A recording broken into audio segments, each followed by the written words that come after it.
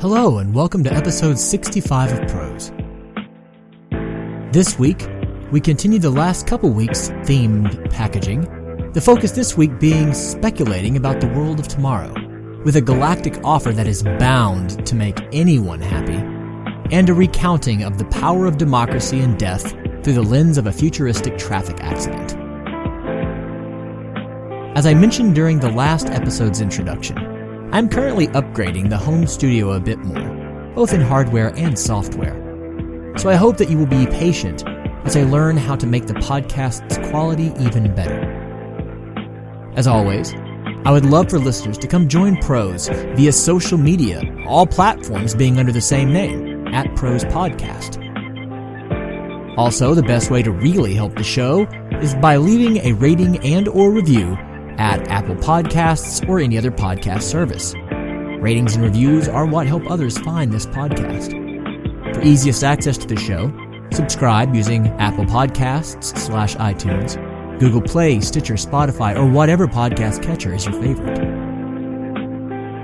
Thanks for listening. Let's get to the tale, shall we?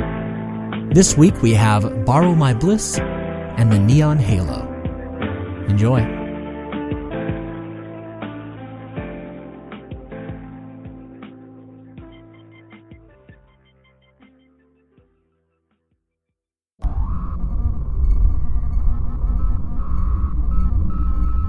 Borrow My Bliss, an original short story by Jared I. McGee.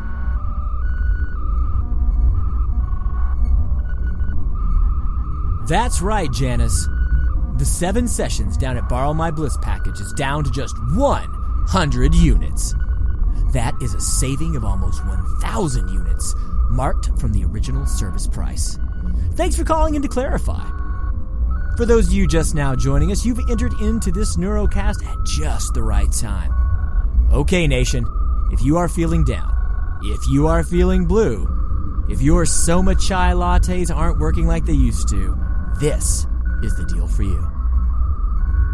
Borrow My Bliss is, of course, the cutting edge in direct access surrogate emototherapy.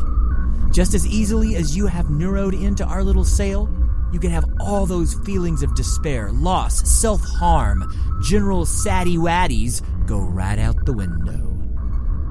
By simply purchasing the package, you will be given 7 sessions of Borrow My Bliss's finest direct access surrogate emototherapy. This is the finest emotion replacement you can buy, and you don't even have to leave your home or unjack from AxioCast. Now, 1,000 credits off sounds too good to be true, am I right? So how in the nebula did we possibly get the finest direct access surrogate emototherapy down by a full 1,000 units? That might just be the most exciting part.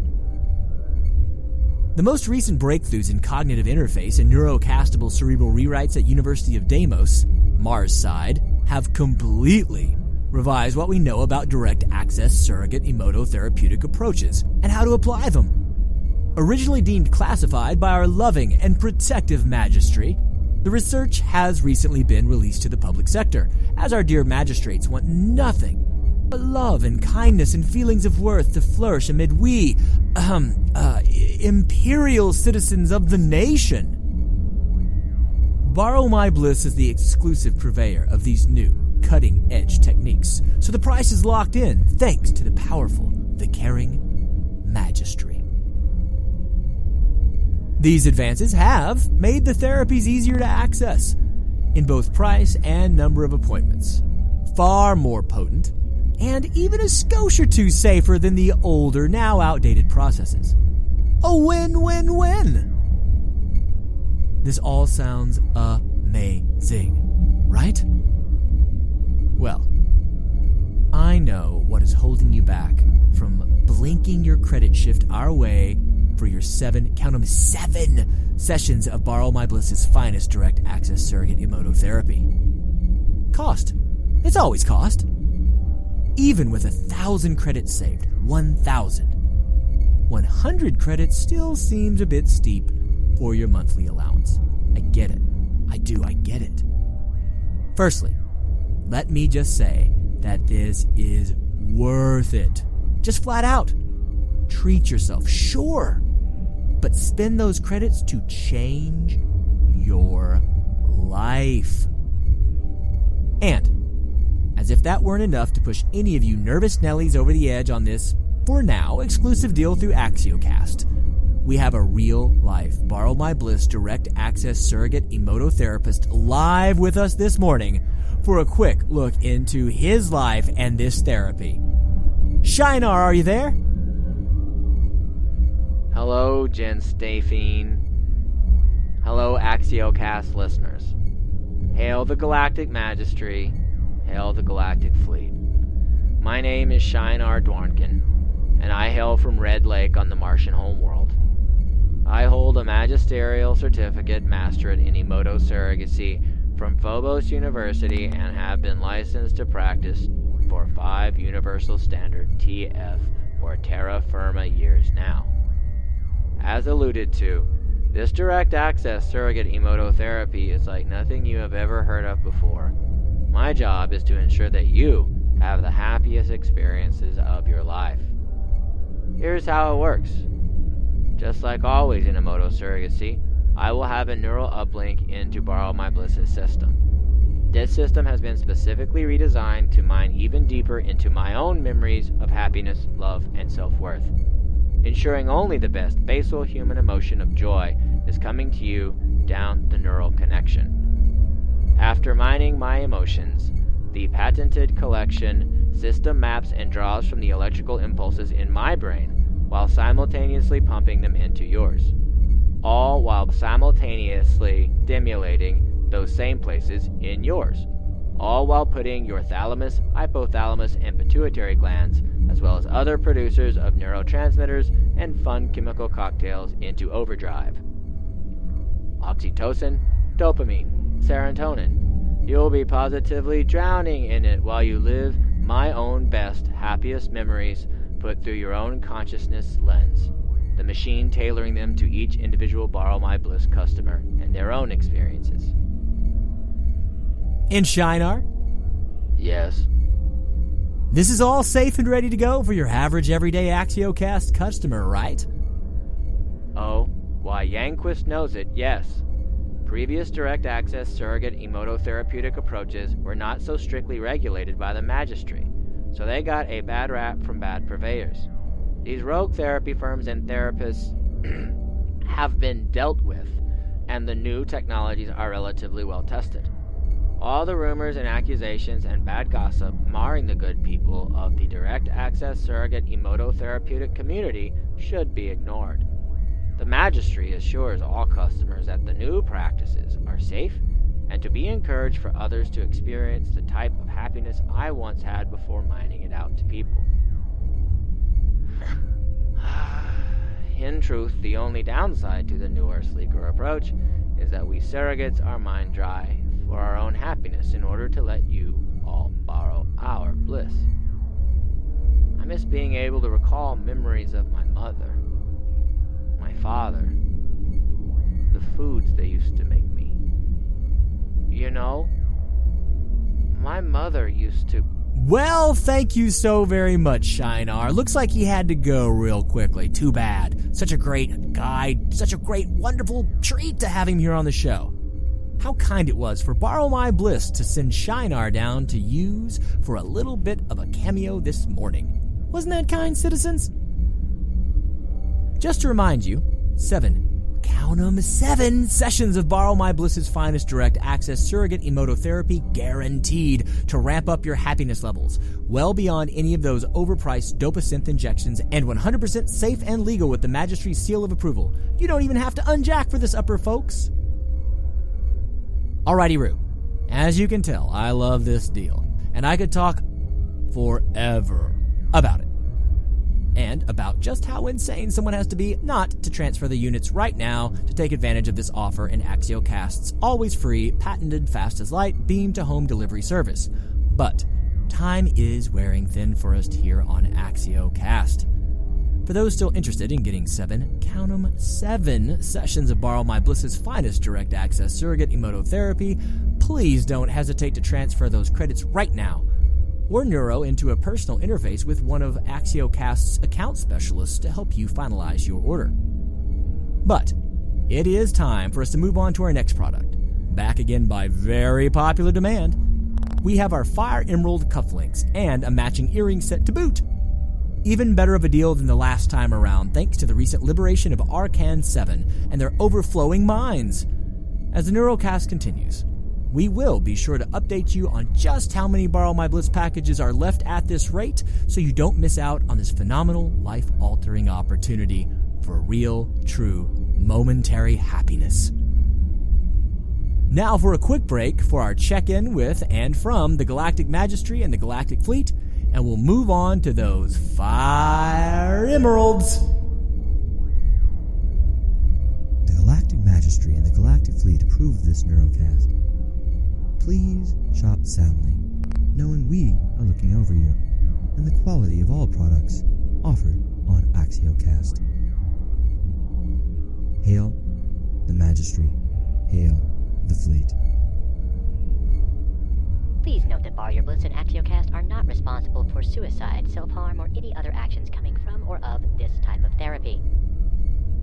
Additionally, please note that your host's accent is precisely what it was before. Your host is the same man. Your host has not been changed. Thank you.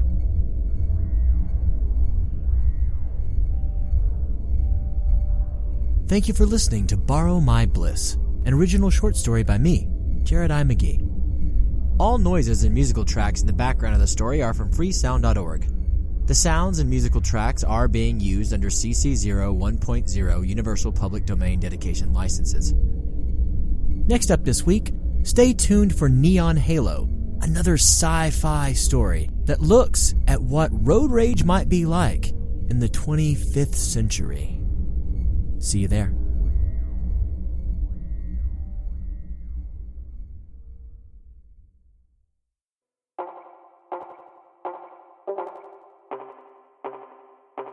The Neon Halo, a short story by Jared I. McGee.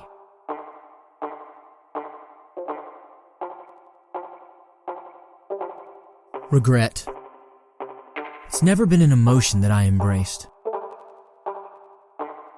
It seems such a waste to me. Looking into the past and desperately thirsting for a means to change that which is unchangeable is exhausting. The past is cast in stone. One can only study that which has been etched upon that stone. Absurdity to want to recast that permanence. But my feelings have changed over the past 30 days. I, Babaz Faridi, have come to understand and fully endorse regret.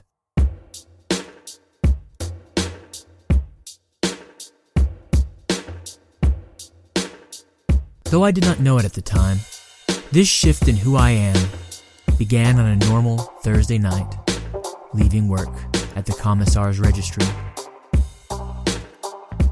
The day was utterly unremarkable, as are most Thursdays in most adults' lives.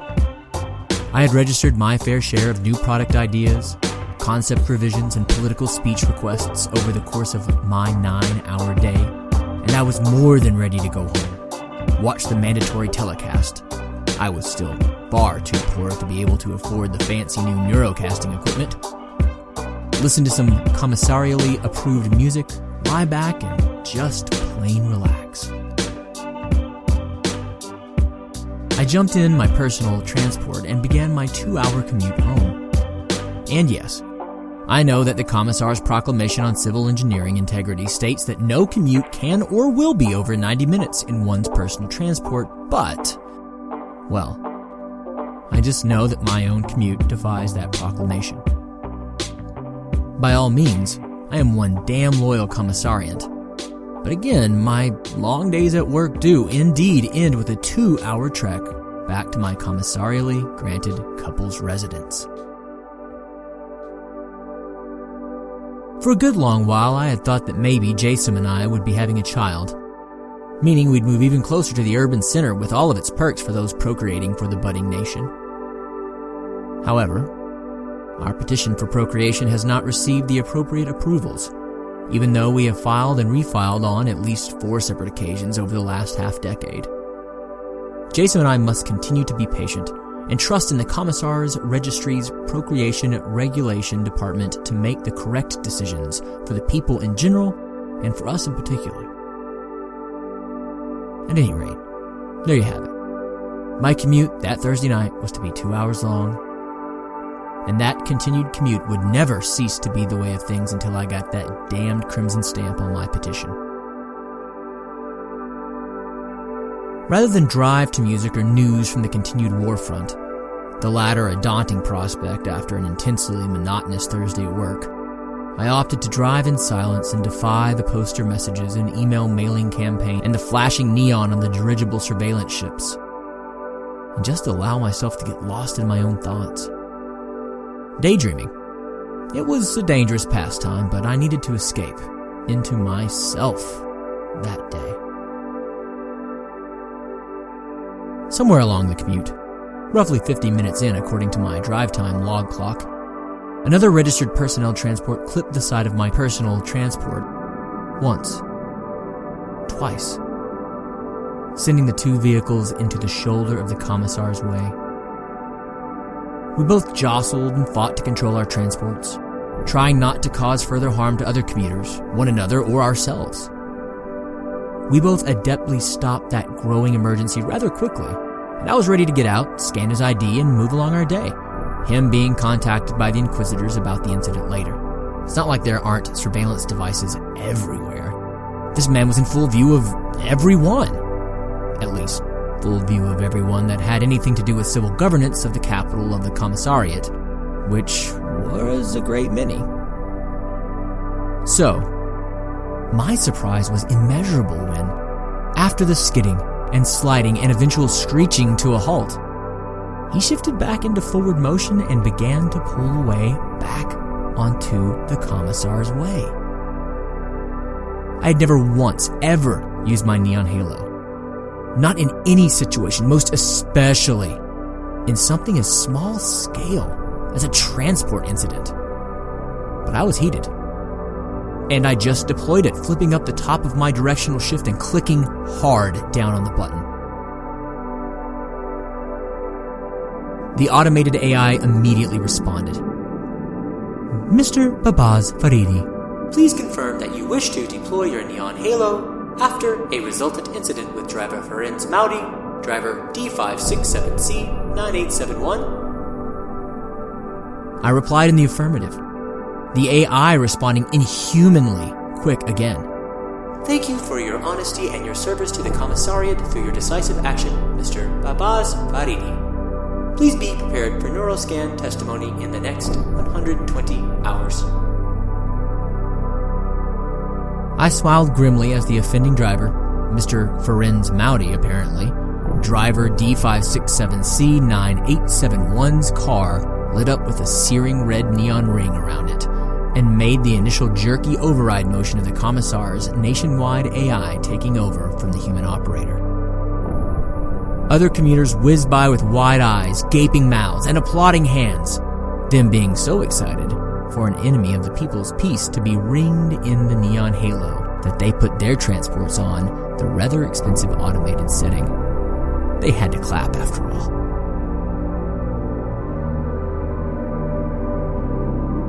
My own celebratory mood lasted all of 15 minutes.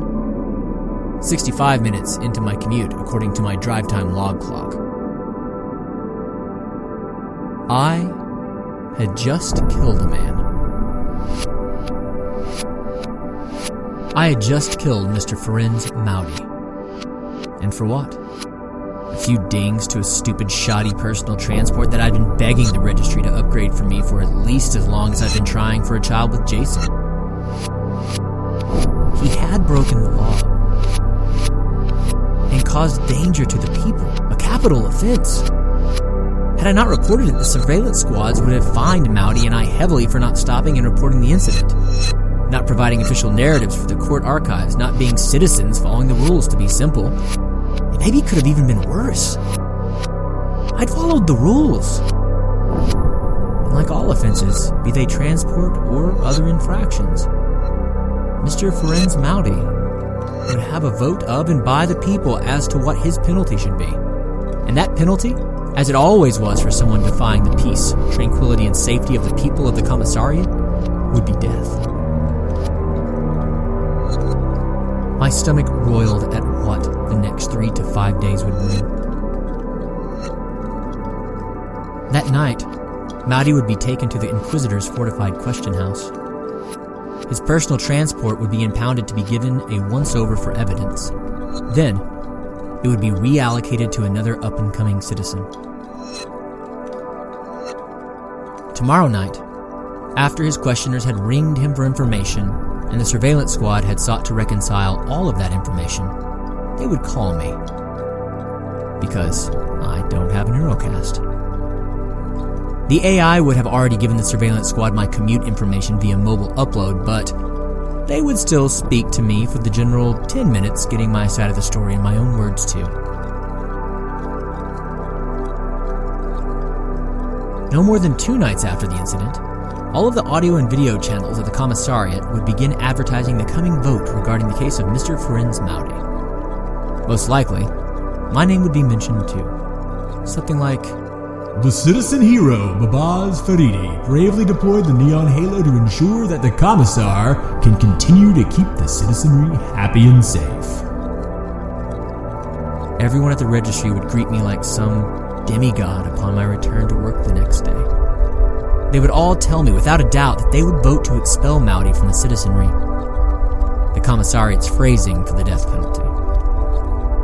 In the beginning, that phrase was true. Citizens were banished back to the front, where the mother nation still fought against the expanding commissariat. But that was a world long gone from us. Exile had stopped being used in the nation 15 years ago. Death was the only punishment for breaches in the people's law. No more than 3 nights after the incident, the vote would be held via neurocast and upload from other personal devices for those, like he and I, that could not yet afford a neurocasting implant or external interface. In 4 nights' time, Mr. Ferenz Mowdy, driver D567C9871, would be seated in front of a caster, made to renounce his seditious, dangerous actions, and would be given a shot of the Bisotonium-7 concoction used to execute traitors to the commissariat and its values in excruciating fashion, causing Mowdy to writhe and scream and liquefy from the inside out in real time for the entire commissariat to see. On its face, all of this was just, of course. The people vote the verdict, the punishment. It is true democracy in action. No judge is overriding anything. If the people chose to let Mowdy off as innocent or punish him with a fine rather than death, the Inquisitors, the surveillance squad, the registry, even the commissar himself would not rise up to overturn the findings. But they didn't have to. The people never did such things. Death. It was always death. In my informed adult life, I have never seen my fellow citizens choose any option but to kill their own. Savagery through civilization. Civilized savagery. These were the concepts and phrasings that danced through my head as my stomach continued to roil. Not for the first time, I thought on what might happen if I employed the neon halo on myself. Would it cause a shutdown to the system? Would it demonstrate the possibility for mistakes, highlight loopholes, the way the process worked? Probably not. They'd go about making their case against me just like any other case that comes their way. I'd end up dead. Jason would end up all alone, a widow. The commissariat would move on, unblinking. Not for the last time, I thought on the side of Mr. Ferenz Mowdy, driver D567C9871, melting out as he screamed, and what were his insides began leaking out of his nostrils, eyes, and ear holes. I thought on what this meant for me, for who and what I was, what I am, what I will be. For the first time, I got to hug my wife, and show her the gorgeous stylized crimson phoenix seal with gold leaf flecks on her petition to procreate.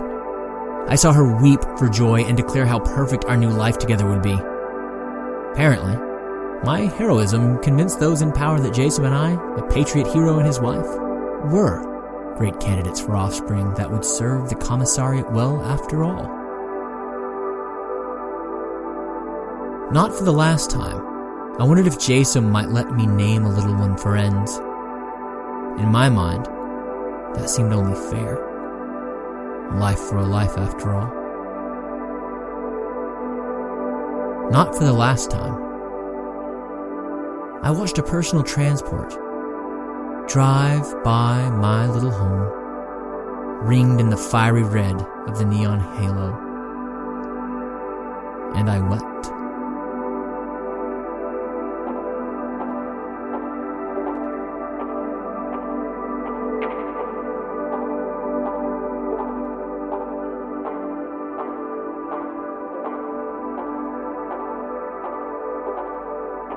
Thank you for listening to The Neon Halo, an original short story by me, Jared I. McGee. The first musical track in the background of this story comes from freemusicarchive.org and is by artist Rest You Sleeping Giant. The title of the track is Light Lab and comes from their album of the same name, Light Lab. The track is being used under an Attribution 4.0 International CC BY 4.0 license.